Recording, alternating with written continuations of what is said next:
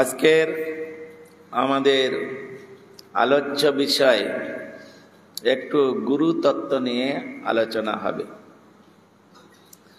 গুরু তত্ত্ব মানে কতগুলো তত্ত্ব, মানে কি? তত্ত্ব শব্দের অর্থ বিষয়। হ্যাঁ, গুরু তত্ত্ব, গুরুদেবের বিষয়ে গুরু তত্ত্ব, বৈষ্ণব তত্ত্ব, ভগবত তত্ত্ব, মায়া তত্ত্ব, জীব তত্ত্ব, এতগুলো তত্ত্ব আছে। তত্ত্ব মানে বিষয়। সেই বিষয়ে আজকের আমরা বা সেই সম্বন্ধে আমরা আজকের কিছু আলোচনা করব। শাস্ত্রে বলেছেন অসৎ গুরু সদা তেজ্য। অসৎ গুরু সদা তেজ্য। গতকাল আমরা যে বলি মহারাজের কথা শুনছিলাম, যিনি সমস্ত নবদা ভক্তির দ্বারা তিনি যে ভগবানের ভজন করেছিলেন, তিনি পর্যন্ত তার গুরুদেবকে পরিত্যাগ করেছিলেন। কেন? যখন ভগবান শ্রী বামনদেব বলি মহারাজের কাছে দান চাইতে এলেন, আর সেই সময় শুক্রাচার্য নিষেধ করেছিলেন, বলি মহারাজ তুমি যাবে না। বলে কেন গুরুদেব? বলে তুমি জানো না দ্বারে কে এসেছে? বলে কে এসেছে? বলে স্বয়ং ভগবান। তাই নাকি? তোমার সর্বস্ব লুণ্ঠন করে নিবে, তুমি জানো না, অতএব তুমি যেও না। তখন বলি মহারাজ বললেন, তিনি তো প্রহ্লাদ মহারাজের নাতি না? বলি মহারাজ হচ্ছেন প্রহ্লাদ মহারাজের নাতি। তা প্রহ্লাদ মহারাজের রক্ত তার শরীরে প্রবাহিত হচ্ছে। তাই তিনি বলছেন, গুরুদেব ভগবান যদি সত্যি সত্যি আমার দরজায় এসে থাকে, আমার দ্বারে এসে থাকেন, আর তিনি যদি আমার সবকিছু তিনি লুণ্ঠন করে নেন, তাহলে এর থেকে আনন্দের বিষয় আর কি হতে পারে? বলে মূর্খ কথাগার। গুরুদেব বলছেন মূর্খ কথাগার। বলে কেন গুরুদেব? আরে মূর্খ, সব যদি ভগবানকে দিয়ে দিবি, তাহলে আমার স্ত্রী পুত্র পরিবার কি খেয়ে বেঁচে থাকবে? হ্যাঁ? তখন বলি মহারাজ বলছেন, ও আপনি তাহলে স্বার্থপর গুরুদেব, নিজের জন্য ভগবানের সেবা বন্ধ করে দিচ্ছেন আপনি। হ্যাঁ, স্বয়ং ভগবান আমার দ্বারে এসেছেন, আর আমি তার সেবা করব না, আপনার সেবা করব, আপনার স্ত্রী পুত্র পরিবারের সেবা করব। আপনি কেমন গুরু? আপনার মতো গুরুর আমার দরকার নেই। এই জন্যে গুরুন্ন সস্যাৎ, সেই গুরু গুরু নন যিনি ভগবানের সেবা করতে বাধা সৃষ্টি করেন। উদাহরণ দিতে গিয়েছেন, প্রাইমারি স্কুলে যখন আমরা পড়েছি, তখন যে টিচার আমাদেরকে পড়িয়েছেন, তিনি তো একরকম গুরু। হ্যাঁ, যিনি শিক্ষা প্রদান করেন তিনি তো একরকম গুরু। তা তিনি যখন পড়াতে পড়াতে আমি যখন ক্লাস 4 পাস করে 5-এ চলে যাব, তখন ওই গুরুদেব যদি বলে না তুই যাস না, হ্যাঁ তুই যাস না, তাহলে উনি কি সত্যিকারের সদ্গুরু হলেন? তার উচিত আমি যাতে উন্নত অবস্থায় যেতে পারি, তার থেকে আরো উন্নত থেকে উন্নততম অবস্থায় যেতে পারি, তার জন্য গুরুগণ তাহারা আমার এগিয়ে দিবেন। কিন্তু যদি তারা বাধা দেন যে না তুই তো আমার স্টুডেন্ট, আমার ছাত্র, তুই এখানে থাকবি, অন্য কোথাও যাবি না, অন্য স্কুলে যাবি না, তিনি হচ্ছেন গুরু ব্রুব। গুরু ব্রুব মানে, গুরু ব্রুব কাকে বলে? ব্রুব শব্দের অর্থ কি বলো, কে বলবে? মাঝে মাঝে একটু করে তোমাদের টাইট দিতে হবে, তা নাহলে হবে না। হ্যাঁ, গুরু ব্রুব শব্দের অর্থ কি? গুরু ব্রুব, ব্রুব মানে অধম, অধম গুরু তাকে বলা হয়েছে। হ্যাঁ, তিনি হচ্ছেন অধম গুরু। তার দ্বারাই কোনোদিন কল্যাণ তো হবে না, মঙ্গল তো হবে না, পরন্তু ওই গুরু আর শিষ্য দুজনে অধঃপতনে যাবে। কিন্তু স্কুলে, ডিভাইন স্কুলে নয়, ম্যাটেরিয়াল যে স্কুল, সেই স্কুলে এরকম কোনোদিন হয় না, করে না। একটা ম্যাটেরিয়াল স্কুলে সাধারণ যার কাছে লেখাপড়া শিখছে, তিনি যদি এইরকম বাধা না দেন, তাহলে পারমার্থিক জগতে আমি যখন প্রথম গুরু করলাম, জানি না শুনি না গুরু করেছি, তার থেকে আমি উন্নত ধরনের যে ভজন করার জন্য যে গুরু চরণাশ্রয় করব, তার জন্য তিনি বাধা সৃষ্টি করতেন। তাহলে তিনি কোন গুরু? সাধারণ জগতে মাস্টাররা এইরকম করে না, যারা স্কুলে পড়ায় তারা এরকম করে না। আর পারমার্থিক জগতে ডিভাইন স্কুলে যে সমস্ত গুরুগণ রয়েছেন, তারা যদি এইরকম করে, ওই রকম গুরুকে গুরু বলা হবে না। তারা হচ্ছে গুরু ব্রুব, তারা অধম গুরু। হ্যাঁ, একটা সুন্দর স্টোরি বলি, শুনুন, হাসবেন না তো? হ্যাঁ, একটা স্টোরি বলি। এক সময় না, একজন গুরুদেব তিনি এক শিষ্যের বাড়িতে গিয়েছেন। তা শিষ্যের বাড়িতে গিয়েছেন, শিষ্য কিন্তু খুব গরিব, সে কামার, জাতিতে হচ্ছে কামার। ওই এরকম করে সেই ইয়ে টানে না, হাপড় টানে, আর ছুরি কাঁচি কাস্তে হাতুড়ি এইসব দিয়ে নানা রকম তৈরি করে, বটি টটি। তো ওই রকম কোন রকম সংসার চলে, কোনোদিন হয়তো ডাল অন্ন, কোনোদিন শাক অন্ন, এই করে সংসার করে। এখন গুরুদেব একটা শিষ্যকে নিয়ে তার বাড়িতে গিয়েছে, গিয়ে বলছে, না এই আমি তোর বাড়িতে 3 দিন থাকবো, ভালো করে সেবা টেবা ইত্যাদি সমস্ত, অনেক দিন পরে এসেছি। বলে ঠিক আছে গুরুদেব। সে দেখলো গুরুদেব তো এসেছেন, আর গুরুদেব একটা চেলাকে নিয়ে এসেছেন, 3 দিন আমার বাড়িতে থাকবেন। তাহলে এখন ওই গুরু শিষ্যটার নাম হচ্ছে নন্দ কামার, ভালো করে শুনুন, নন্দ কামার। হ্যাঁ, তখন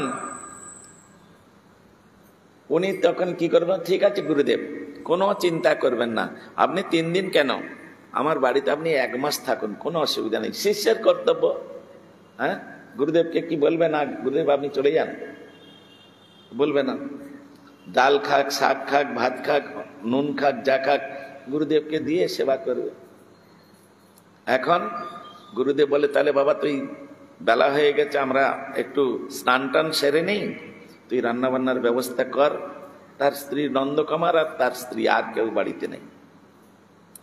এখন গুরুদেব যখন স্নান করতে চলে গেছে, ও তখন গুরুদেবের সেই বসকা খুলেছে, খুলে দেখে অনেকগুলো টাকা আছে পকেটে, ও টাকা আছে, টাকাগুলো বের করে নিয়েছে।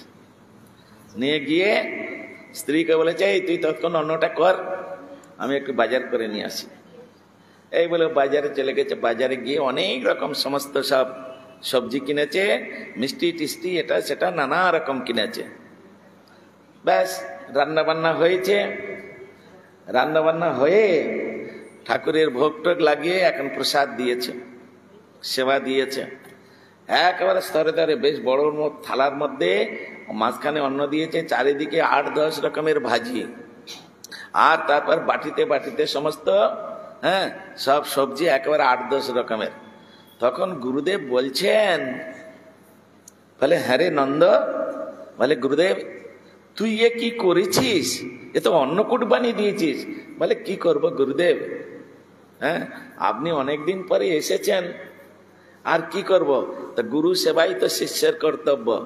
তখন ওই নন্দ কামার বলছে, ভক্তি আছে শক্তি নাই নন্দ কামার, যত কিছু দেখো গুরু সকলই তোমার। হাসতে মানা করলাম যে, হ্যাঁ, সে একবারে ছোড়া বানিয়েছে, বানিয়ে বলছে ভক্তি আছে শক্তি নাই, আমার ভক্তি আছে কিন্তু আমার তো শক্তি নাই। নন্দ কামার, যত কিছু দেখো গুরু সকলই তোমার। গুরুদেব সব তো আপনার, আমিও আপনার, আমার স্ত্রীও আপনার, আমার সংসার আপনার, যা কিছু সব তো আপনার। হ্যাঁ বেটা, নিজের জন্য রেখে থেকে দিবি তো, নাকি সব আমি এসেছি বলে খরচ করে দিবি? হ্যাঁ, বলে গুরুদেব আপনি সেবা করুন, সব তো আপনার গুরুদেব, হ্যাঁ আপনি সেবা করুন। খুব সেবা করছে। এখন সে 3 দিন থাকার কথা, 3 দিন কি 4 দিন 5 দিন হয়েছে, গুরুদেব আর যাচ্ছে না। হ্যাঁ, এত সুন্দর সেবা পাচ্ছে। আর এদিকে গুরুদেবের বসকায় যা টাকা পয়সা ছিল, পকেটে ছিল, সব ধীরে ধীরে একদম, সে তো গুরুদেব তার দেখেনি, গুরুদেব তার দেখেনি, সব শেষ করেছে। 5 দিন হয়ে গেছে, তখন বলে এ নন্দ আর থাকবো না রে বাবা, এবারে তাহলে আমি আসি।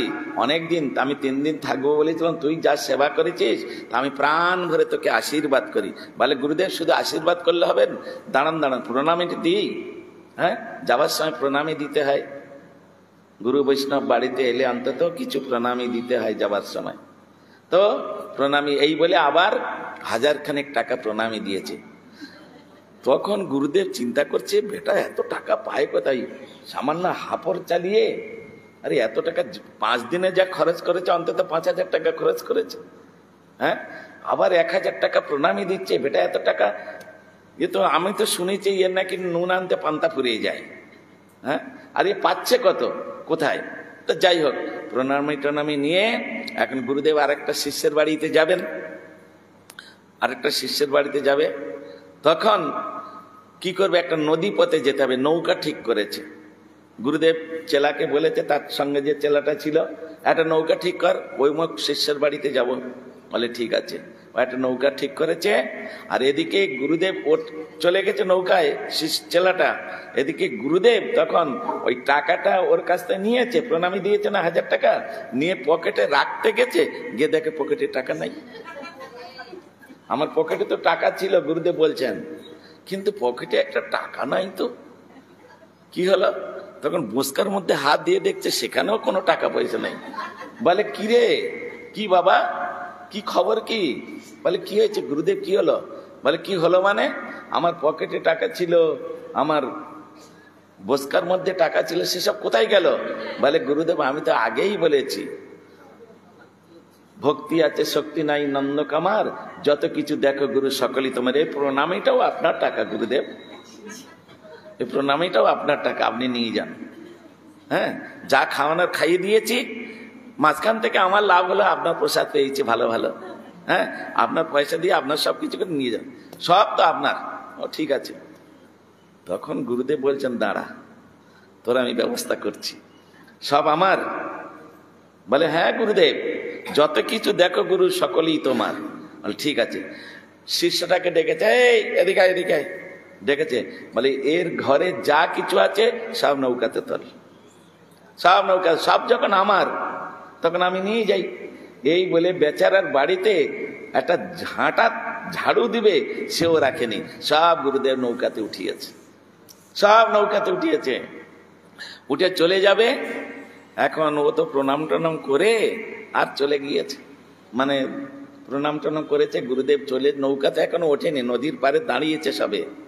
এদিকে চিন্তা করছে, যা বাবা, আমার তো সব নিয়ে চলে গেল, আমি শোবো কিসে, আমি ঝাড়ু দেবো কি করে, আমার ঝাড়ুটাও পর্যন্ত নিয়ে চলে গেছে, তাহলে আমি কি করব? ও কি করেছে, চট করে পাশের বাড়িতে গিয়েছে, গিয়ে বলছেন, দাদা তোমাদের রামদাটা একবার দাও তো। বলে কি হবে?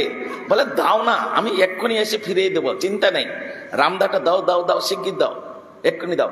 বলে ও রামদাটা নিয়েছে, এই বড়, একেবারে বিশাল বড় তক্তকে এক ধার নিয়ে, তখন বলছে, গুরুদেব গুরুদেব দাঁড়ান, গুরুদেব দাঁড়ান, দাঁড়ান দাঁড়ান, গুরুদেব দাঁড়ান। নৌকাটা তখন ছাড়েনি আর কি। তা গুরুদেব তার সেই শিষ্যটাকে বলছে, এই দাঁড়া দাঁড়া, বেচারার তো সবকিছু নিয়ে চলে এসেছি, ও কি বলে একবার শুনি, একবার দাঁড়া। এই বলে শিষ্যটা নৌকায় উঠে গেছে, আর গুরুদেব তো কিনারে এখনো দাঁড়িয়ে আছে, উপরে নদীর পাড়ে দাঁড়িয়ে আছে। ও গিয়ে সোজা একদম গিয়ে 2 পা জড়িয়ে ধরেছে, 2 পা জড়িয়ে ধরে বলছে, গুরুদেব বলে হ্যাঁ কি বলবি বল বাবা। বলে আমার তো সব নিয়ে গেলেন আপনি, ও তো আপনার জিনিস আপনি নিয়েছেন, আমার কোনো দুঃখ নাই। আপনি আরো যদি বাড়িতে কিছু থাকে সব নিয়ে যান, কিন্তু সব আপনার, কিন্তু চরণ দুখানি তো আমার। আপনি যদি সব নিয়ে যান আর চরণ দুটো নিয়ে চলে গেলে আমি কি নিয়ে থাকবো গুরুদেব? অতএব এই চরণ দুটো কেটে আমি আমার বাড়িতে নিয়ে যাব। এই জন্য দা এনেছে, এই হ্যাঁ রামদা এনেছে। গুরুদেব চরণ ছাড়া করবেন না, আপনি সব নিয়ে যান। হ্যাঁ, যেমন গুরু তেমন চেলা।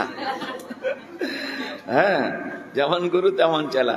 বলে গুরুদেব সব নিয়ে যান, চিন্তা নেই, কিন্তু চরণ দুটো তো আমার। হ্যাঁ, চরণ ছাড়া আমি হব না, সুতরাং আমি চরণ দুটো কেটে রেখে। বলে এই দাঁড়া বাবা দাঁড়াই করছিস কি? বলে না গুরুদেব আমার কোনো দুঃখ নেই, আপনি সব নিয়ে যান, আপনার জিনিস আপনি নিয়ে যাবেন, তাতে কি? এমনকি আমার বউটা পারলেও আপনি চলে যান, কিন্তু চরণ আমি ছাড়বো না, কাটবো। এই বলে কাটতে গিয়েছে। বলে দাঁড়া দাঁড়া বাবা, দাঁড়া দাঁড়া দাঁড়া, তোর ভিক্ষার দরকার নেই বাবা, তোর কুকুর সামলা। হ্যাঁ, এই যা যা ওর জিনিস সব ফেরত দিয়ে। বলে হ্যাঁ গুরুদেব পথে এসো। হ্যাঁ, তো এই হচ্ছে গুরু আর এই হচ্ছে শিষ্য। হ্যাঁ, বছরান্তে একবার করে আসবে, এসে আজ শিষ্যের উপরে অত্যাচার করবে।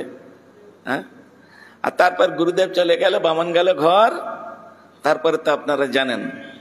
তা এইরকম গুরু আর শিষ্য হলে তারা কোনোদিন জীবনে উন্নতি করতে পারবে না। গুরুদেব তিনি শিষ্যের প্রতি তার স্নেহ, প্রতি ভালোবাসা সবকিছু থাকবে, তার দৃশ্য থাকবে। আমি যে শিষ্য করলাম সেই শিষ্যটা ঠিক ঠিক ভজন করছে কিনা, সে ঠিক ঠিক হরিনাম করছে কিনা, ভগবানের সেবা করছে কিনা। যদি এই সমস্ত তদারকি যদি গুরুদেব শিষ্যের প্রতি না রাখে, আর শিষ্য যদি উল্টো পাল্টা করতে থাকে, তাহলে সেই গুরু গুরু নয়। সেরকম গুরুকে পরিত্যাগ করা অবশ্যই করণীয়। সেই গুরুকে পরিত্যাগ করেছিলেন আমাদের বলি মহারাজ। বলি মহারাজ, হ্যাঁ, এই জন্য গুরুন্ন শাশ্বত স্বজন শাশ্বত। স্বজন মানে স্বজন কাকে বলা হয়? হ্যাঁ, ভাইকে স্বজন বলা হয়। ভাইয়ের মতো স্বজন আর কেউ হয় না। যেমন রামের ভাই ছিলেন ভরত। হ্যাঁ,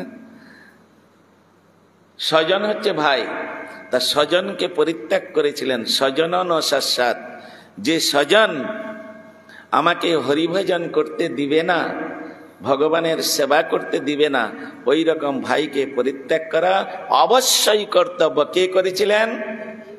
বিভীষণ। বিভীষণ তিনি বলেছিলেন রাবণকে, দাদা তুমি সীতা দেবীকে চেনো না, তিনি হচ্ছেন জগন্মাতা স্বয়ং নারায়ণী, তুমি চেনো না, তুমি সসম্মানে তাকে ফিরিয়ে দিয়ে এসো দাদা, এখনো সময় আছে। যখন এইরকম বলেছেন তখন কি করলেন? পদাঘাত করলেন। তুই আমার উপদেশক, তোর উপদেশে শুনতে হবে। হ্যাঁ, এই বলে পদাঘাত করছিলেন। তখন তথাপিও বিভীষণ বলেছিলেন, দাদা কাজটা কিন্তু তুমি ভালো করলে না। হ্যাঁ, ভালো করলে না। রাবণ তখন তার লঙ্কা থেকে বহিষ্কার করে দিয়েছিলেন, বেরিয়ে যা লঙ্কায়, এখানে থাকলে তোর মৃত্যু অনিবার্য।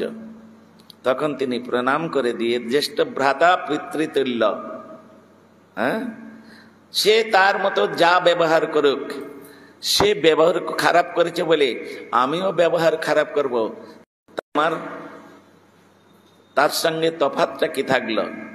একটা আমরা ছোট্টবেলায় স্কুলের মধ্যে একটা ভাব সংশোধন করেছিলাম, কুকুরের কাজ কুকুর করেছে, কামড় দিয়েছে পায়, তাই বলে কি মানুষের কুকুরের পায়ে কামড়ানো শোভা পায়? হ্যাঁ, মনে আছে আমার, অনেক ছোটবেলায় এটা আমি পড়েছিলাম। হ্যাঁ, তা কুকুর তার কাজ করবেই তো। হ্যাঁ, কুকুর তার কাজ করবে, সে তো কামড়াবে। তাই বলে কোনোদিন মানুষ গিয়ে কুকুরের পায়ে কামড়ায়? কামড়ায় না। তা আমাকে যদি কেউ একটা গালি দিল, আর সঙ্গে সঙ্গে যদি আমি ওই গালিটা আবার থ্রো করে তাকে দিলাম, তাহলে তার সঙ্গে আর আমার ডিফারেন্সটা হলো কি? তো বিভীষণ হচ্ছেন, তিনি হচ্ছেন ধর্মের অংশে জন্ম তার। হ্যাঁ, তিনি তার ভাইকে, দাদাকে প্রণাম করলেন।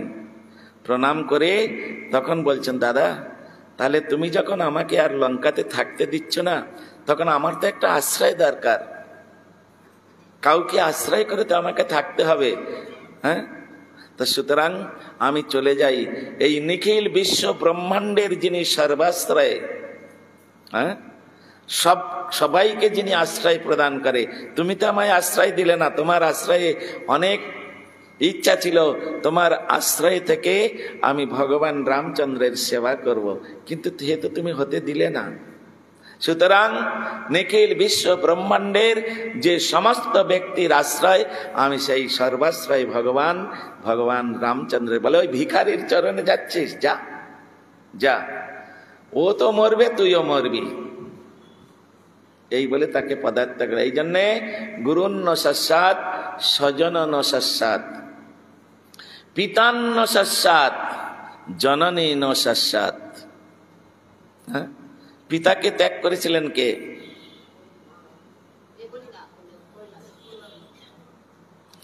পিতাকে ত্যাগ করেছিলেন, ত্যাগ ঠিক করেননি, কিন্তু তথাপিও এখানে বলেছেন তাহার কথা না শোনা, তার নীতিকে অবলম্বন না করা, এটা এক প্রকার ত্যাগ। প্রহ্লাদ মহারাজ তার পিতাকে ত্যাগ করেছিলেন, ভগবানের ভজন করতে দেননি। আর জননী নস্যাৎ, সেই জননী নয় যে ভগবানের সেবা কেড়ে নেয়। হ্যাঁ, তিনি হচ্ছেন, কে ত্যাগ করেছিলেন? ভরত মহারাজ, রামের ভাই ভরত, তিনি মাকে ত্যাগ করেছেন। তোমার মতো মা, তুমি মা নয়, তুমি ডাইনি, এ কথা বলেছেন। হ্যাঁ, তুমি মা নয়, তুমি ডাইনি। যে মা ভগবানের সেবা থেকে বঞ্চিত করে, সে মা নয়, সে মা হওয়ার যোগ্য নয়। হ্যাঁ, কথা আছে, প্রসব করলে হয় না মাতা, মা হওয়া কি মুখের কথা? হ্যাঁ, সুতরাং তুমি মা হওয়ার যোগ্য নয়। আজকের থেকে আমি প্রতিজ্ঞা করলাম, যতদিন পর্যন্ত আমার শরীরে প্রাণ থাকবে, তোমাকে আমি মা বলে ডাকবো না। কেন? তুমি আমার ভগবানের সেবা কেড়ে নিয়েছ। আমার বহুত আশা ছিল প্রভু শ্রী রামচন্দ্রকে এবং মাতা সদৃশা সীতা মাতাকে আমি সিংহাসনে বসিয়ে নিরন্তর তার সেবা করবে, এই আমার মনের আশা ছিল, কিন্তু তুমি সেটা করতে দিলে না। তা তুমি মা নাও, তুমি হচ্ছ ডাইনি। তোমার মতো মাকে যেন কোনোদিন কেউ না পায়। মাকে ত্যাগ করেছিলেন। আর কি বলছেন? দেবতান্ন সস্যাৎ, সেই দেবতা নয় যারা ভগবানের সেবা থেকে বঞ্চিত করে দেয়। হ্যাঁ, সেই দেবতা নাই। কে দেবতাদের পরিত্যাগ করেছিলেন? এটা বলতে পারবেন না আপনারা, এটা আপনারা বলতে পারবেন না। বলুন দেখি কে বলতে পারেন?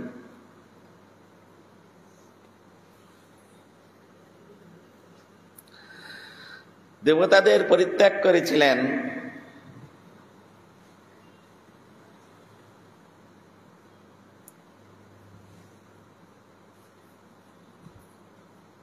নামটা আমারও মনে আসছে না, এইসব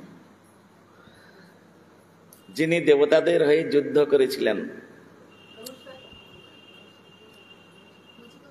খট্টাঙ্গ রাজা। খট্টাঙ্গ রাজা তিনি দেবতাদের পরিত্যাগ করেছিলেন। এই খট্টাঙ্গ রাজা এক মুহূর্তকালের মধ্যে ভগবানকে তিনি লাভ করেছিলেন। খট্টাঙ্গ রাজা তিনি দেবতাদের হয়ে, তখন কার্তিক হয় নাই, সেনাপতি হচ্ছে দেবতাদের সেনাপতিকে কার্তিক তখন জন্মগ্রহণ করেনি। তখন অসুরগণ স্বর্গরাজ্য দখল করেছিলেন। তখন ইন্দ্র এসে খট্টাঙ্গ রাজাকে, ভারতবর্ষের রাজা তিনি, এসে প্রার্থনা করলেন, আপনি তো বাহুবলে অনেক কিছু জয় করেছেন, আপনি আমাদের একটু সেনাপতিত্ব করুন। হ্যাঁ, কারণ অসুররা এসে আমাদের উপরে হামলা করছে। উনি তখন স্বর্গরাজ্যে গেলেন, দেবতাদের কষ্ট দিচ্ছে সেই অসুরগণকে নিজের বাহুবলে সকলে দমন করে দিলেন, সকলকে। গিয়ে ইন্দ্রকে রাজ্যে প্রতিষ্ঠিত করলেন। করার পরে তখন দেবতারা বলছেন, মহারাজ আপনি আমাদের জন্য অনেক কিছু করলেন, আপনি একটা মনোনীত বর চান, যা বর চাইবেন দিব। বলে, যদি বর দিতে চাও তাহলে আমাকে মুক্তি দিয়ে দাও। মুক্তি মানে ভগবত প্রাপ্তি। হ্যাঁ, মুক্তি মানে ভগবত প্রাপ্তি, আমাকে দিয়ে দাও। বলে, ওটা তো পারবো না আমরা। বলে, ওটা যখন পারবেন না তখন আর আপনাদের কাছে আমি কোনো বর চাই না, একটু উপকার করবেন। বলে, হ্যাঁ। বলে, কি? না, আমার আয়ু কতক্ষণ আছে বলে দিন তো। তখন বললেন, আপনি স্বর্গরাজ্য ছেড়ে যাবার সঙ্গে সঙ্গে আপনার মৃত্যু হবে। আপনি যতক্ষণ স্বর্গরাজ্যে রয়েছেন ততক্ষণ আপনি জীবিত, অতএব আপনার আয়ু আছে মাত্র অর্ধ মুহূর্তকাল। অর্ধ মুহূর্তকাল। বলে, ঠিক আছে, তাহলে এই উপকারটুকু করুন, আমাকে আপনারা এই অর্ধ মুহূর্তকালের মধ্যেই আপনারা আমাকে ভারতবর্ষে নামিয়ে দিন। কারণ ভারতবর্ষ হচ্ছে তপভূমি, ভারতবর্ষ হচ্ছে পুণ্যভূমি, ভারতবর্ষ হচ্ছে ঋষিদের পদাঙ্কপত ভূমি, ভারতবর্ষ হচ্ছে ভগবানের লীলাভূমি। হ্যাঁ, সেই পুণ্যভূমি, তপভূমি, সেই ভূমিতে আমাকে নামিয়ে দেন। ব্যাস, ওখানে নামিয়ে দিলেন। দেবতারা সেটুকু পারবে তো, নামিয়ে দিলেন। আর সঙ্গে সঙ্গে উনি এমন ওই অর্ধ মুহূর্তের মধ্যে এমন তপস্যা করলেন, ভগবানকে লাভ করেন। তো এই জন্য দেবাতন্ন শাসন, যো ন মোচয়েত সমপেত মৃত্যুন। হ্যাঁ, যিনি আমার এই জন্ম মৃত্যুর হাত থেকে আমাকে মুক্ত করে ভগবানের পাদ পদ্মে পৌঁছে দেবার চেষ্টা করবে না বা বাধা প্রদান করবে, তাদেরকে সঙ্গে সঙ্গে পরিত্যাগ করতে হয়। মীরাবাই তিনি কি করলেন? মীরাবাই তার স্বামী রানাভোজ, মেবারের রানা। হ্যাঁ, মেবারের রানা অত বড়। কোথায় মেবারটা? কোথায় জানেন? উদয়পুর। উদয়পুর, উদয়পুরটাকে বলা হয় মেবার। ওই জন্য ওইখানেতে তার রাজধানী ছিল। আর তিনি হচ্ছেন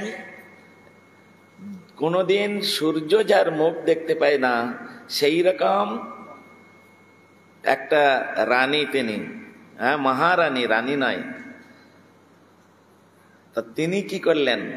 নিজের পতিকে পর্যন্ত পরিত্যাগ করে দিলেন। তোমার মতো পতির আমার দরকার নাই। হ্যাঁ, আর তিনি তারপরে ওইখানে পরিত্যাগ করে দিয়ে তিনি বৃন্দাবনে চলে গেলেন।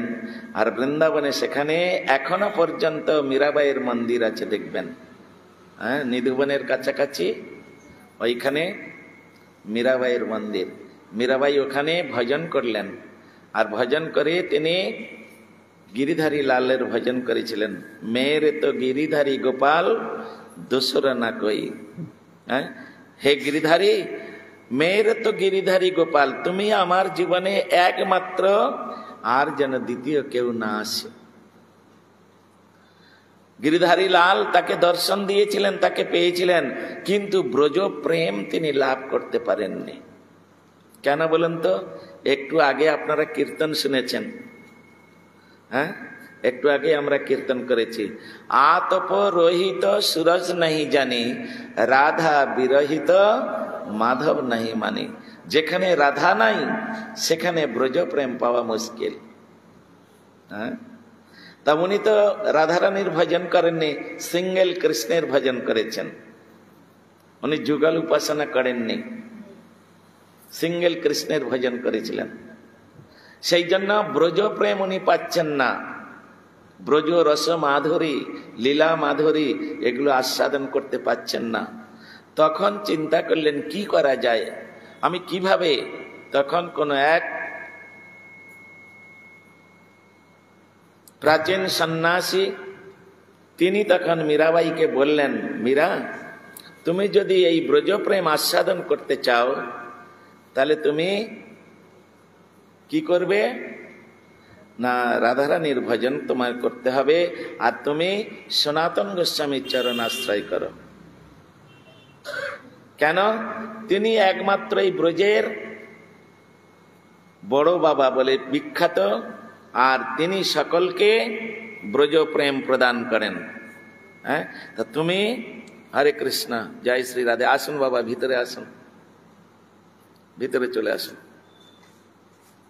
তো ব্রজ প্রেম প্রদান করতে পারেন, তুমি সনাতন গোস্বামী প্রভুর চরণাশ্রয় করো। সনাতন গোস্বামী তখন তিনি ওই রামনরতি সূর্যটিলা, যেখানে কালীদহ, ওই স্থানেতে সনাতন গোস্বামীর ভজন কুটির এখনো পর্যন্ত রয়েছে।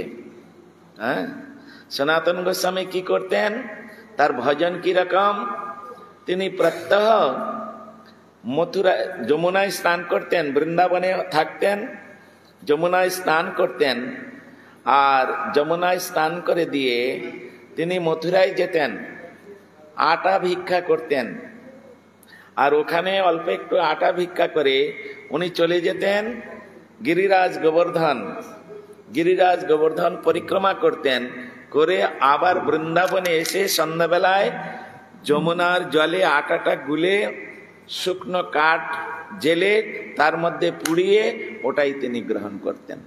এই হচ্ছে তার ভজন।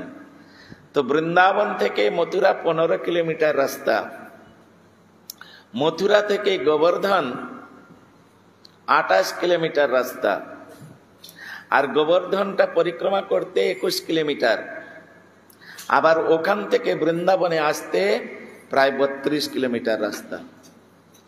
তিনি প্রত্যহ এটা করতেন। বলে কি করে এটা সম্ভব? বলে সম্ভব।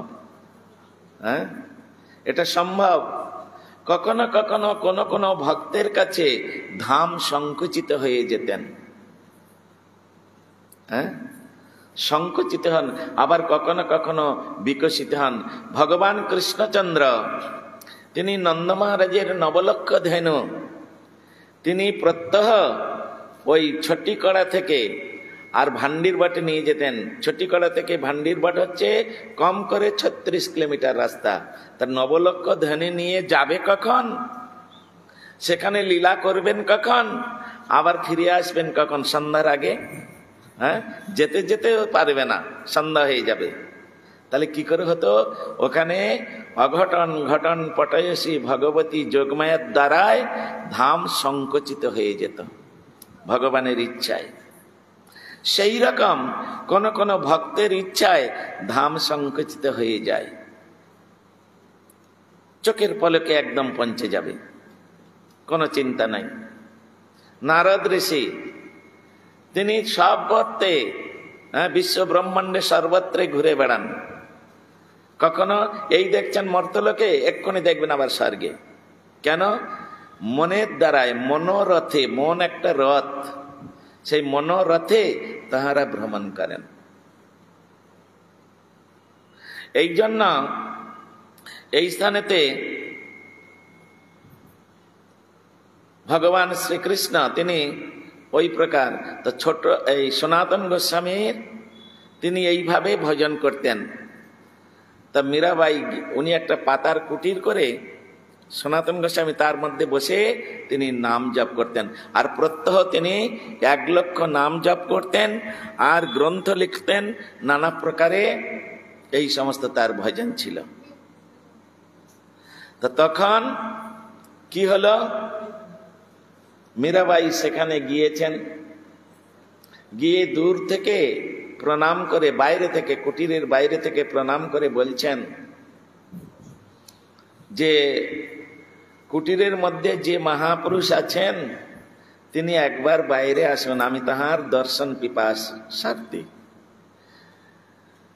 সনাতন গোস্বামী সব জানেন, মীরাবাই আসছে আমার কাছে, হ্যাঁ, সব জানেন, তথাপিও তাকে কিরকম তিনি ব্রজপ্রেম লাভের অধিকারী, তিনি সত্যি সত্যি ব্রজপ্রেম লাভের অধিকারী কিনা সনাতন গোস্বামী একটু পরীক্ষা করলেন। পরীক্ষা কি? তিনি তো শুনলেন এটা তো নারীর কণ্ঠস্বর। তখন তিনি বললেন যে আমি কোনো নারীর মুখ দর্শন করি না। সনাতন গোস্বামী বললেন আমি কোনো নারীর মুখ দর্শন করি না। তখন মীরাবাই বললেন আমি তো জানি গিরিধারী লাল একমাত্র তিনি পুরুষ, আর সব প্রকৃতি। হ্যাঁ, আমি জানি গিরিধারী লাল একমাত্র পুরুষ, বাকি সব প্রকৃতি। আবার বৃন্দাবনে কোন মহাপুরুষ আসলেন তিনি পুরুষের অভিমান করে তিনি নারী মুখ দর্শন করে না? এই যখন বলেছেন তখন উনি কুটির থেকে বেরিয়ে আসলেন, তুমি ব্রজপ্রেম লাভের অধিকারী। হ্যাঁ, এই তখন ওনাকে কিভাবে রাধা গোবিন্দের সেবা করা যায় সেই শিক্ষাই উনি প্রদান করলেন। আর তারপরে তিনি ভজন করতে করতে করতে করতে শেষ জীবন ওই বৃন্দাবনে তিনি তার সমাধিস্থ হলেন। আর ওইখানে রাধা গোবিন্দের ভজন করতে করতে তিনি সমাধি প্রাপ্ত হলেন। হ্যাঁ, তিনিও তার নিজের স্বামীকে পর্যন্ত পরিত্যাগ করে দিয়েছিলেন। কেন? তিনি গিরিধারী লালের সেবায় বাধা প্রদান করেছিলেন। সুন্দর সুন্দর বিচারগুলো এই রকম রয়েছে। এই জন্য গুরুদেব যেমন তেমন ব্যক্তিকে যদি আমরা গুরুপদে বরণ করি তাহলে আমাদের উদ্ধার হওয়ার খুব অসুবিধা আছে, হতে পারবো না, উদ্ধার হতে পারবো না, কষ্টকর ব্যাপার। হ্যাঁ, এই জন্য আমরা বারবার বলি, তুলসীদাসজি বলেছেন সদ্গুরু পাওয়ে ভেদ बताओए ज्ञान करे उपदेश तब कहला कि मैला छोड़े जब आग करे प्रवेश। হ্যাঁ, এই জন্য অঙ্গার শত ধৌতে না মলিনতা ন মঞ্চাতে, কয়লাকে যতই ধুয়ে ফেলুন তার ময়লা যাবে না। তার আসলে গুরু কে? আগুন হচ্ছে কয়লার আসল গুরু। তার ময়লাকে, হৃদয়ের ময়লা, বাহিরের ময়লা, সবগুলো ময়লাকে দূরীভূত করার একমাত্র গুরু হচ্ছে আগুন। তদ্রূপ আমরা যে মানবের হৃদয়ের বাহিরের সমস্ত ময়লা দূরীভূত করে দিয়ে আর সেখানে কৃষ্ণ প্রেম একমাত্র স্থাপন করতে পারেন সদ্গুরু। হ্যাঁ, তো সদ্গুরু কাকে বলবেন? সদ্গুরুকে এখন কথা হবে, এখানে প্রশ্ন আসবে সদ্গুরুর লক্ষণ কি? আমাদের শক্তিগড়ের মঠে একজন মহারাজ ছিলেন, পরমগুরু মহারাজের শিষ্য, ভক্তি বেদান্ত ত্রিদণ্ডী মহারাজ। হ্যাঁ, তিনি বলতেন আমাদের ভারতবর্ষে এত গুরুর আর ভগবানের চাষ হয়েছে, এত ফসল ভারতবর্ষে ফলে না। হ্যাঁ, এত ভগবান আর গুরুর চাষ হয়েছে, ভারতবর্ষে অত ফসল ফলে না। তা যে গুরু ওই রকম, যে গুরুর চাষ হয়েছে সেই গুরুর কি হয়েছে? গয় হস্যটা লোপ পেয়ে গেছে, থাকলো যা তাই। অরুণ বাবু, সেই গুরুর গয় হস্য লোপ পেয়ে গেছে, গিয়ে বাকিটা সবকিছু আছে। আর সেই রকম গুরুর কাছে জিনিস মন্ত্র গ্রহণ করবেন, তিনি তো শিষ্য। হ্যাঁ, ওই তালবেশ্বয় হস্যই ওটা লোপ পেয়ে গেছে, হস্যই কারটা লোপ পেয়ে গেছে, কি থাকলো? তাহলে গরু আর শস্য। এই হচ্ছে জগতের গুরু শিষ্যের সম্বন্ধ, ওরকম নয়। এই জন্য গুরু যিনি হবেন সদ্গুরু, তিনি লক্ষ্য রাখবেন আমি একে মন্ত্র দিয়েছি, একে শিষ্য করেছি, ওর সমস্ত দায়িত্ব আমার। ও যদি অন্যায় করে, ও যদি ঠিক ঠিক ভজন না করে, তাহলে যা অপরাধ হবে ওটা আমাকে ভোগ করতে হবে, ওটা আমাকে ভোগ করতে হবে। এই জন্য গুরুদেবের কর্তব্য শিষ্য কেমন আছে, কি করছে, কেমন ভাবে ভজন করছে, ঠিক ঠিক ভাবে ভজন করছে কিনা। আবার গুরুদেবেরও তারও ঠিক ঠিক ভাবে ভজন করতে হবে, তিনিও ঠিক ঠিক ভাবে ভজন করবেন। তদ্বৃদ্ধি প্রণিপাতেন পরিপ্রশ্নন সেবয়া উপদেক্ষন্তি তে জ্ঞানং জ্ঞানিন তত্ত্বদর্শিনঃ। তত্ত্বদর্শী ব্যক্তি ওই রকম গুরুর কাছে যাবেন। সমেত পানি ক্ষত্রিয়াং ব্রহ্মনিষ্ঠম। সমেত পানি মানে, পানি মানে কি? জল, তাই না? সংস্কৃত ভাষা এটা, এটা হিন্দি নাই। পানি মানে হাত। সমেত পানি, সমেত পানি মানে, সমেত মানে উপঢৌকন। গুরুর কাছে যেতে হলে কিছু নিয়ে যেতে হয়, তাকে বলা হয় সমেত পানি। ক্ষত্রিয়ং, গুরুর কাছে গিয়ে শ্রবণ করবেন, শুনবেন, গুরুদেবের মুখান্নিসৃত বাণী শ্রবণ করবেন। সেই বাণীটা কিরকম হবেন? ব্রহ্মনিষ্ঠম। ব্রহ্ম মানে ভগবান, ভগবানের কথা অমৃত শ্রবণ করবেন। তিনি যদি ভগবানের কথা বাদ দিয়ে নিজের কথা যদি আলোচনা করেন, তিনি গুরু অযোগ্য, গুরু হবার অযোগ্য, তাকে গুরু বলা হবে না। এগুলো গীতার মধ্যে, এটা গীতার শ্লোক। তদ্বৃদ্ধি প্রণিপাতেন পরিপ্রশ্নন সেবয়া উপদেক্ষন্তি তে জ্ঞানং জ্ঞানিন তত্ত্বদর্শিনঃ। সুতরাং এই সমস্ত বিচারগুলো মেনে আমরা গুরুকরণ করব। এক জায়গায় বলা আছে, কোটি জন্ম অদীক্ষিত হয়ে থাকা ভালো, তথাপিও অসৎগুরুর চরণাশ্রয় করা কোন প্রকারে কর্তব্য নহে। কত সুন্দর কথা।